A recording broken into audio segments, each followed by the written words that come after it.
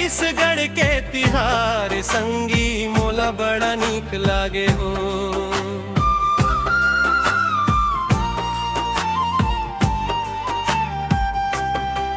मोर छत्तीसगढ़ के तिहार दाई मोला बड़ा नीक लागे हो। मोर छत्तीसगढ़ के तिहार दाई मोला बड़ा नीक लागे हो। मोर छत्तीसगढ़ के तिहार संगी मोला बड़ा नीक लागे हो।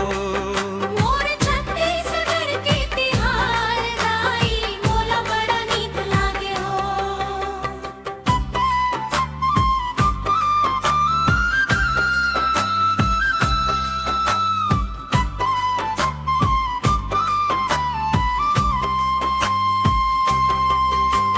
सावन में राखी हरेली, भादो में आथे तीजा पोरा।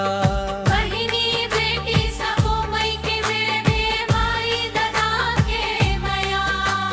पितर में आथे ओ महीना कुंवार रे संगी।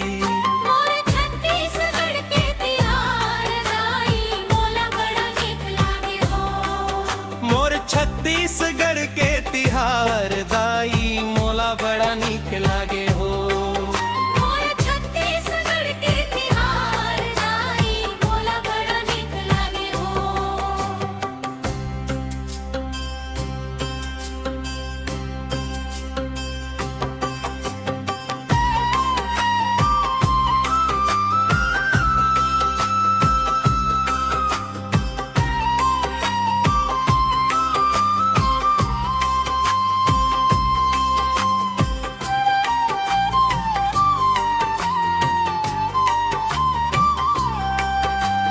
कार्तिक महीना में होथे दिवाली, घर घर दिया जलाथे।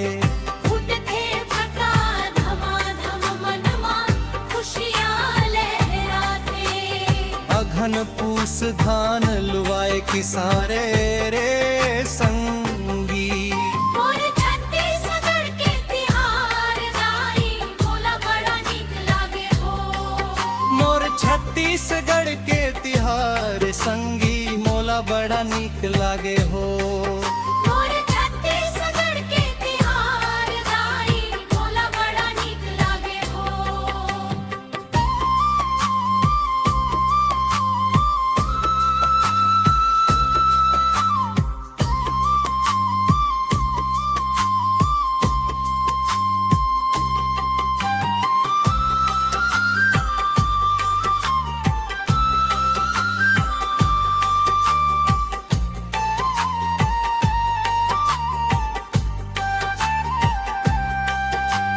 फागुन महीना बढ़ मन भावन जगह जगह उड़े होली। रंग गुलाल खेले झूम झूम के आवत है कतको ठिठोली। फगुआ में आथे लइका सियान रे संगी। मोर छत्तीसगढ़ के तिहार दाई मोला बड़ा नीक लागे हो। मोर छत्तीसगढ़ के तिहार दाई मोला बड़ा नीक लागे हो।